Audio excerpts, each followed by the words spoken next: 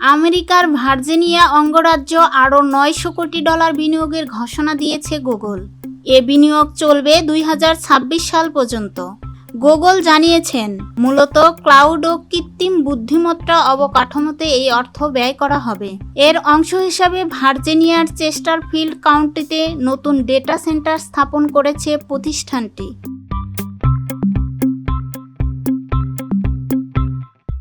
এজন্য জ্বালানি চাহিদা মেটাতে স্থানীয় অংশীদারিত্বের সঙ্গে কাজ করছে গুগল। তাদের পরিকল্পনায় আছে বিদ্যুৎ দক্ষতা কর্মসূচি ও নতুন প্রযুক্তির ব্যবহার। শুধু অবকাঠামো নয়, গুগল বলছে তারা বিনিয়োগ করছে মানব সম্পদ উন্নয়নেও। ভার্জিনিয়ার শিক্ষার্থীদের জন্য বিনামূল্যে এআই ও চাকরিমুখী প্রশিক্ষণ চালু করা হচ্ছে।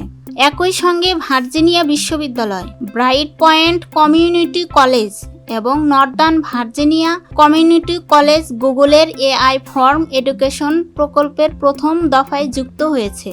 গুগলের মতে এটি আমেরিকান উদ্ভাবনের জন্য একটি বিশেষ সময়। এই বিনিয়োগ শুধু ভার্জিনিয়ার অর্থনীতিকে এগিয়ে নেবে না, বরং যুক্তরাষ্ট্রকে এআই যুক্ত প্রযুক্তিতে বৈশ্বিক নেতৃত্ব ধরে রাখতে সহায়তা করবে।